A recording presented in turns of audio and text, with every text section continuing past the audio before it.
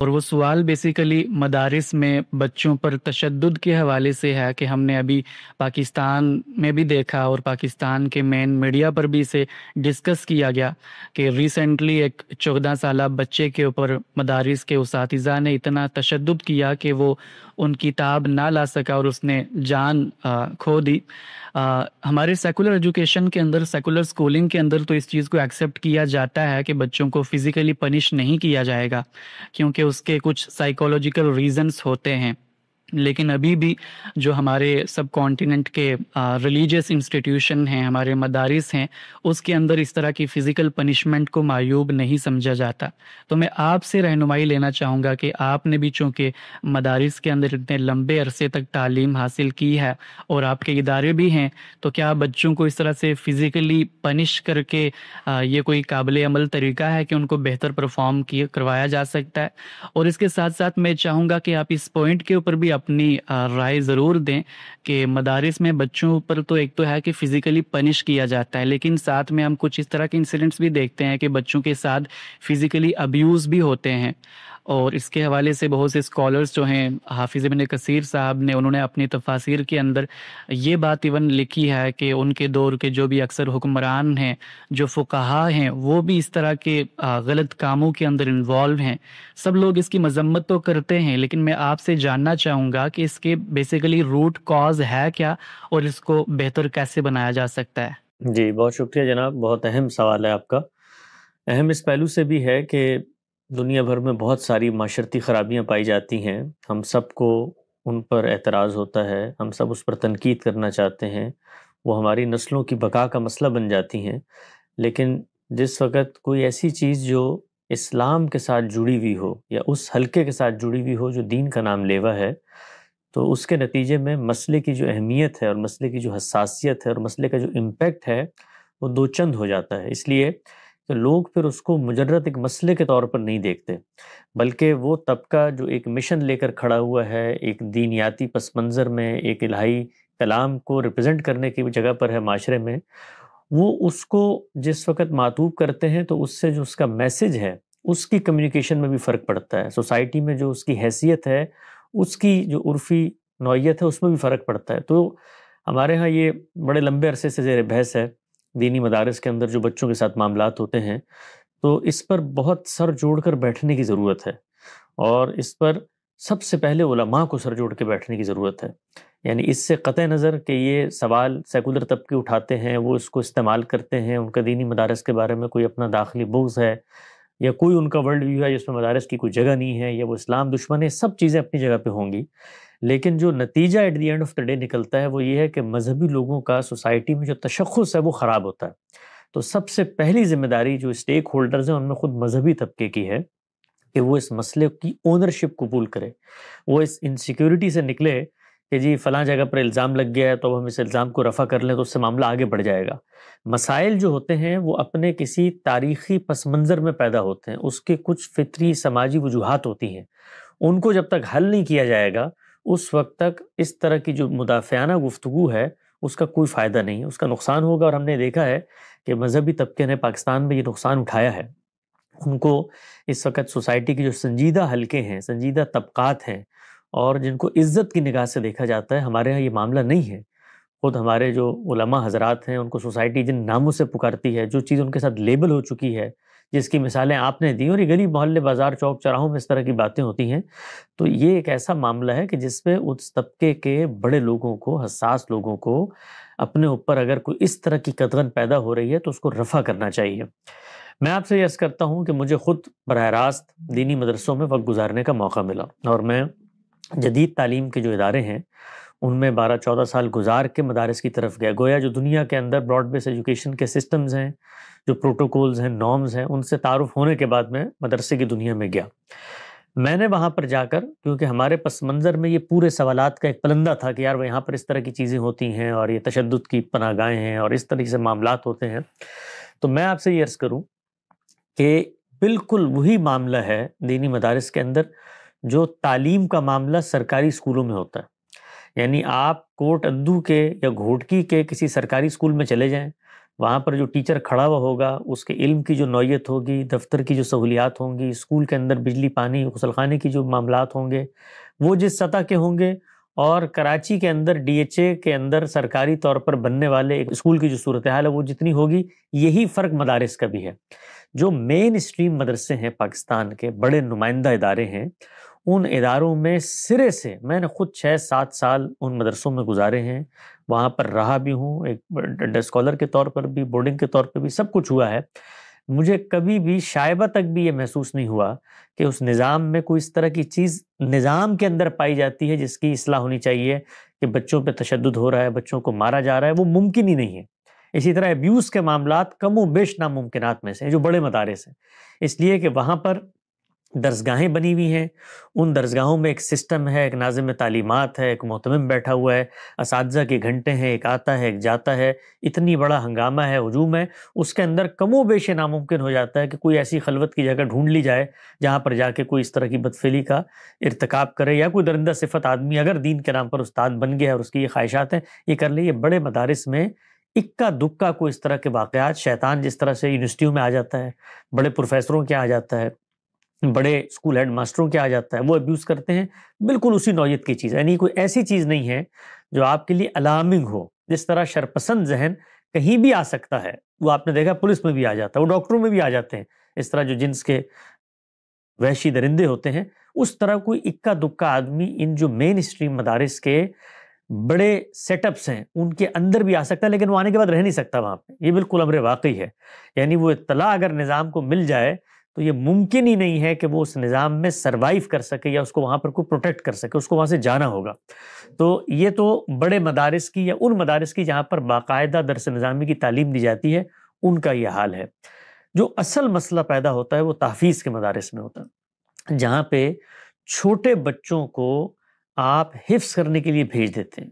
اور وہ وہاں پر 12 سے 14 گھنٹے دن کے گزارتے ہیں، اور وہاں پر ان کے لیے کوئی سسٹم نہیں ہوتا پروٹیکشن کا، ایک صرف قاری صاحب بیٹھے ہوئے ہوتے ہیں، اور اس قاری صاحب کے پاس جو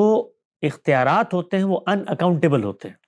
یعنی کوئی ناظم تعلیمات نہیں ہے، کوئی وہاں پر شورا نہیں ہے، کوئی مجلس نہیں ہے، کوئی نظام نہیں ہے، کوئی یہ چیک کرنے والا نہیں ہے کہ کون آیا ہے کون گیا ہے۔ وہاں پر خلوت کی جگہ موجود ہیں، وہاں پر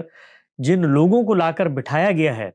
ان کی حیثیت یہ ہے کہ وہ دین کا باقاعدہ علم نہیں رکھتے، وہ قرآن کے قرہ ہوتے ہیں، حفاظ ہوتے ہیں، وہ عالم نہیں ہوتے باقاعدہ کہ کوئی تربیت ہوئی ہو، کوئی صحبت ہوئی ہو، کسی شیخ کی انہوں نے مائیت میں وقت گزارا ہو، کہ ان کا کوئی زندگی کا لاہ عمل بنا ہو۔ وہ بالکل اسی طریقے سے جیسے یہ بچے حفظ کر رہے ہیں خود حافظ بن کے اس جگہ پر پہنچے ہوئے ہوتے ہیں، ان کا کوئی دینی پس منظر نہیں ہوتا۔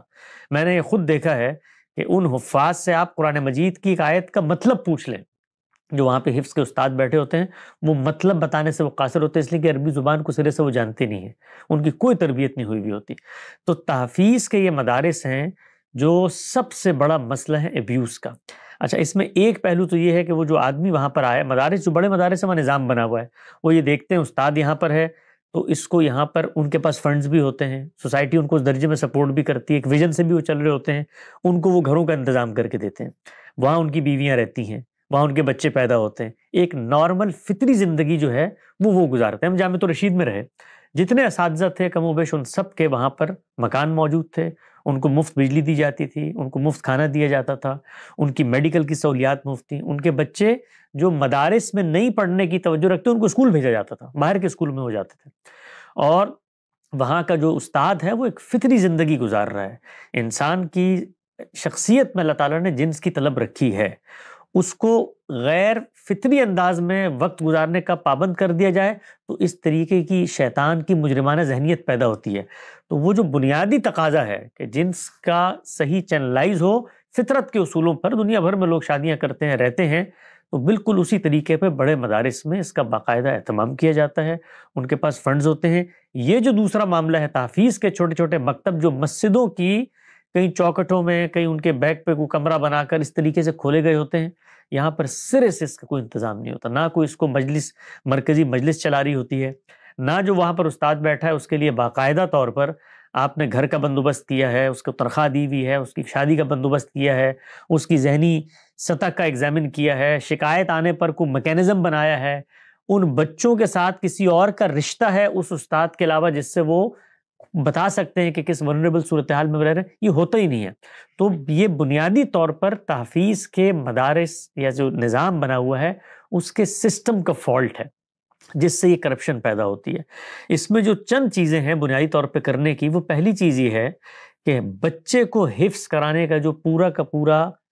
مرحلہ ہے اس میں والدین کو سب سے پہلے آن بورڈ آنا چاہیے۔ آپ کے خیال میں میرا چھوٹا بچہ ہے، آپ کا کوئی چھوٹا بچہ ہوگا، اس کو اسکول میں کوئی تھپڑ مارے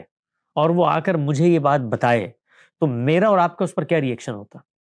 ہم دونوں کا ری ایکشن یہ ہوتا ہے کہ ہم جائیں اس نظام کو اور اس کو چیلنج کریں اور بتائیں کہ تمہیں اس لیے یہاں پر نہیں بھیجا میں نے اپنے بچے کو کہ تم اس کو مارو۔ لیکن مدارس کے اندر یہ پہلے دن نہیں ہوتا کہ شدت کی مار استاد نے ماری کہ بچہ ہی مر گیا، وہ روز مار کھا رہا ہوتا ہے۔ اور سوسائٹی کہ وہ اسٹیک ہولڈر جنہوں نے اپنے بچوں کو وہاں حفظ کرنے کے لیے بھیجا ہوا ہے، ان کا کنسنٹ اس کے اندر شامل ہوتا ہے۔ آپ اس کو سائلنٹ کنسنٹ کہیں، آپ اس کو میوچل انڈرسٹینڈنگ کہیں، یہ شامل ہوتا ہے۔ میں نے خود اپنی کانوں سے یہ بات سنی، ایک استاد نے مجھے، حفظ کے استاد نے بتائی، وہ بڑے شریف النفس آدمی تھے۔ انہوں نے کہا میں نے کبھی زندگی میں کسی پہ ہاتھ نہیں اٹھایا، والدین میرے پاس آ کر کہتے ہیں کہ یہ بچے کی چمڑی ہماری، ہڈیاں آپ کی ہیں، جو کرنا ہے کریں، اس کو حفظ ہونا چاہیے۔ تو سوال یہ ہے کہ جو سب سے بڑی پروٹیکشن تھی سوسائٹی میں بچوں کی، وہ تو والدین تھے۔ ان والدین نے یہ کنسنٹ کیسے دیا ایک حفظ کے استاد کو کہ اس بچے کو مار مار کے اس کا برکس نکال دو لیکن اس کو قرآن مجید یاد ہونا چاہیے؟ یہ سب سے بڑی جہالت ہے۔ سرکاری طور پر اس پر پابندی عائد ہونی چاہیے ہے کہ کسی بچے کو، چھوٹے بچے کو جس وقت تک کسی اسیسمنٹ سے نہ گزار لیا جائے، ایک فارم بننا چاہیے ہے، ایک محکمہ بننا چاہیے ہے، وہ اس کی پہلے منظوری دے۔ حفظ کرانا چاہیے نہیں کرانا چاہیے یہ خود ایک بحث ہے۔ اس بحث میں 2-3 زاویہ نظر ہیں، میں اس کے اندر نہیں جانا چاہتا، ہر ایک کے اپنے دلائل ہیں۔ ہمارے یہاں سے ڈاکٹر عرفان شہزاد صاحب نے اس پورے عمل کی مخالفت میں کافی کچھ لکھا ہے، اس پہ مفتی منیب الرحمان صاحب نے جواب دیا ہے۔ امت کی ایک تاریخ ہے، قرآن مجید کو محفوظ کرنا مقصود تھا، محفوظ ہونے کے 10 متبادل ذرائع آگے، اس کی ضرورت باقی ہے نہیں باقی، یہ سب بحثیں فکری نظریاتی بحثیں، اس میں اختلاف کی گنجائش ہے۔ لیکن اگر آپ اپنے بچے کو حفظ کرانا ہی چاہتے ہیں تو چھوٹی عمر میں، جس وقت اس میں کوئی شعور نہیں ہے، اور اس کو زبردستی آپ اٹھا کر ایک ایسے ونریبل ماحول میں ڈال دیتے ہیں 14-15 گھنٹے، جہاں وہ ایک شخص کے رحم و کرم پہ ہے اور وہ اس کو مارتا بھی ہے، اس کے ساتھ ابیوز کا معاملہ بھی ہو جاتا ہے، اور والدین جو ہیں وہ یعنی میوچل انڈرسٹینڈنگ سے آنکھیں بند کر لیتے ہیں۔ ان کو پتا ہوتا ہے یہ مار کھا کیا ہے، وہ رو رہا ہوتے ہیں، چھوٹے چھوٹے بچے تکیوں میں سر لے کے روتے ہیں، والدین کہتے ہیں خیر ہے جی کچھ وقت گزرے گا، یہ تو بعد میں ہمیں دعائیں دے گا۔ وہ بعد میں بڑا ہو کر، میں نے ایسی بھی صورتحال دیکھی ہے، حفظ کے دوران جن لوگوں کو ابیوز کیا گیا، جن لوگوں کے ساتھ زیادتی ہوئی، وہ دین کے علماء بننے کے باوجود اندر سے ملحد تھے، میں نے یہاں تک دیکھا۔ یعنی وہ گالیاں دیتے تھے کہ یہ جو نظام ہے اس کو ہم جانتے ہیں، ان کی حیثیت کیا ہے، جو لوگ آج کل دین بیان کر رہے ہیں ہم ان کی حیثیت دیکھ کے آئے ہوئے ہیں۔ تو اتنے ٹراماز ہوتے ہیں، اور پھر جب کبھی ان کو موقع ملتا ہے تو ٹرکل ڈاؤن ایفیکٹ ہوتا ہے، وہ پھر اسی ابیوز کا بدلہ اگلی نسل سے لے رہے ہوتے ہیں، کیونکہ ان کو اتنا مارا گیا ہوتا ہے، کہتے ہیں ہم اتنا اور لوگوں کو ماریں گے۔ تو سب سے پہلے تحفیظ کے مدارس کا ایک سرکاری سطح کا نظام ہونا چاہیے۔ میں نے اس پر کچھ عرصہ پہلے اسٹڈی کی، معلوم ہوا مصر کے اندر یہ موجود ہے، اور وہاں پر بڑے جدید پیٹرنز اپنائے گئے ہیں میمورائزیشن کے، اس میں ویژولی لرننگ کی چیزیں ہیں، بچوں کو وہ آیتیں دکھائی جاتی ہیں، جس طرح ہمارے یہاں کلاس رومز ہوتے ہیں، آرٹ کی کلاسیں ہوتی ہیں، سائنس کی کلاسیں ہوتی ہیں، اس طرح حفظ کی بھی کلاسیں ہوتی ہیں۔ ایک چیز، دوسری چیز یہ ہے کہ یہاں امریکہ میں حفظ کے مدرسے ہیں، اور ان مدرسوں میں خود گیا ہوں، ہمارے ڈیلس میں ایک مدرسہ ہے، وہاں پر جو صاحب یہ تحفیظ کا کام کر رہے ہیں ان کے ساتھ میری ملاقات ہوئی، ان بچوں سے میں ملا، تو ان بچوں کی شخصیت میں، ان بچوں کی گفتگو میں، ان کی اپنے استاد سے والہانہ محبت میں زمین آسمان کا فرق تھا۔ کیوں؟ اس لیے کہ انہوں نے اس نظام کو بدل لیا۔ انہوں نے کہا جو 2 سال میں 3 سال میں مار مار کے آپ نے حفظ کرانا ہے، بچہ اپنے شوق سے 5 سے 6 سال میں حفظ کرنا چاہتا 6 سال میں حفظ کر لے، کوئی پابندی نہیں ہے۔ آپ نے اس کا دورانیہ بڑھا دیا، بچہ بہت سکون اطمینان کے ساتھ اس نے وہی معاملہ حفظ کر لیا، اور اتنا فرینڈلی ماحول کہ وہ استاد ان کے ساتھ کرکٹ بھی کھیلتا ہے، وہ فٹ بال بھی کھیلتا ہے، وہ ان کو سینما میں مووی دکھانے بھی لے کے جاتا ہے، اور وہ بچے نارمل زندگی گزار رہے ہیں، آئسولیشن میں زندگی نہیں گزار رہے، اور ان کی اسکولنگ بھی چل رہی ہوتی ہے، دن میں 3-4 گھنٹے آتے ہیں، حفظ کا اپنا مرحلہ طے کرتے ہیں، اور 4-5-6 سالوں میں، اور اتنا اچھا نظام بنایا کہ ان کو ٹرینر بنا دیا، وہ بچے آگے جتنا حفظ کر رہے ہیں آگے وہی بچوں کو حفظ کروا رہے ہیں۔ یعنی اس طرح کے نظام بھی ہیں. مجھے یاد پڑتا ہے ڈاکٹر محمود احمد غائی صاحب نے ایک دفعہ مجھ سے ذکر کیا تھا انہی تحفیظ کے مدارس کے حوالے سے کہ انہوں نے اسلامی نظریاتی کونسل میں ایک پورا فارمولہ پیش کیا کہ اس وقت عالم عرب میں جو تحفیظ کا سسٹم ہے اس کو یہاں پہ اپنا لیا جائے. اس طرح میں نے گزشتہ دنوں یہ بات پیش کی ہے کہ ایک دن میں یہ چیز ممکن نہیں. ہزاروں کی تعداد میں ہمارے ہاں یہ اس طرح کے مکاتب کھل چکے ہیں. غربت اتنی ہے, والدین وہاں بھیج دیتے ہیں چلو حافظ بن جائے گا. تو خود یہ ایک پیشہ ہے. یعنی جس طرح سے چھوٹے بچے کو سائیکلوں کی دکان پہ چھوٹو کہہ کے بٹھا دیا جاتا ہے, بالکل اسی طرح سے والدین اپنے بچوں کو حفظ کے مدرسے میں چھوڑ دیتے ہیں. غربت اتنی ہوتی ہے, وہ کہتے ہیں چلو 2 ٹائم کا کھانا بھی ملے گا, کچھ قرآن بھی پڑھ لے گا, کل خود کہیں جا کے قاری صاحب بن جائے گا تو کچھ کما کھا بھی لے گا, ہمیں بھی دے دے گا. تو ان جگہوں پر ایک نظام بنا ہوا ہے. تو جب آپ نظام کو چھیڑنا چاہتے ہیں تو اس کو تدریج کے ساتھ چھیڑنا چاہیے. تو میں نے گزشتہ دنوں یہ تجویز پیش کی, اور یہ تجویز ایسی تجویز ہے کہ جس پہ عمل درآمد کرنے کے لیے آج کے زمانے میں کوئی مشکلات نہیں ہے. یعنی صرف اور صرف اویئرنیس اور شعور پیدا کرنے کی ضرورت ہے. ہر محلے کے لوگ, جو کمیٹی محلے کی ہوتی ہے, امن کمیٹیاں بنی ہوتی ہیں, محلے میں تھانہ ہوتا ہے, تھانے کو یہ پتا ہوتا ہے کہ ہمارے حدود کے اندر کتنی مسجدیں ہیں, کتنے مکاتب ہیں, مخیر حضرات ہوتے ہیں, کمیٹیاں ہوتی ہیں, مارکیٹوں والے ہوتے ہیں. چند ہزار چند لاکھ روپے کی انویسٹمنٹ ہے. محلے والے مل کر 5-5 2-2 3-3 ہزار روپے دے کے یہ فیصلہ کریں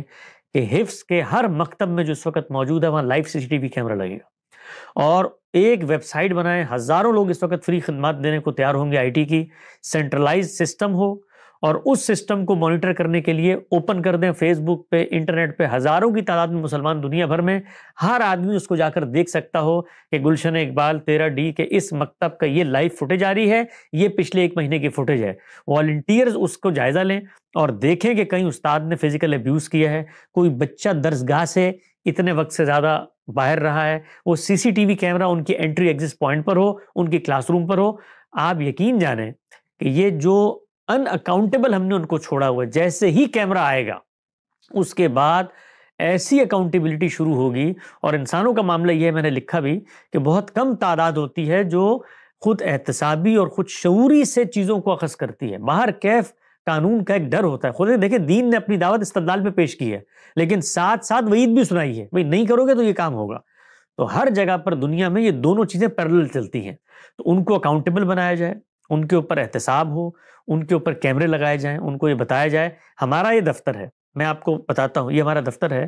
اس دفتر میں کم سے کم 8 یا 9 لائیو کیمرے لگے ہوئے ہیں اور اس کی ریکارڈنگ ہو رہی ہے. یعنی اس دفتر میں خدا نہ خواستہ لوگ آتے ہیں جاتے ہیں, اور یہ ہم نے اپنے استرار پہ لگوائے ہیں کہ یار کل کوئی شخص اٹھے اور کہے میرے ساتھ یہ معاملہ ہوا ہے, تو کم سے کم ہمارے پاس تحفظ کی کوئی چیز ہو کہ یہ دیکھو یہ یہاں پر ہر چیز محفوظ ہے. جو شخص آتا ہے ایک محفوظ ماحول میں آتا ہے, محفوظ ماحول میں یہاں سے جاتا ہے. تو اکاؤنٹیبلٹی ہے. سڑکوں پہ آپ دیکھیں,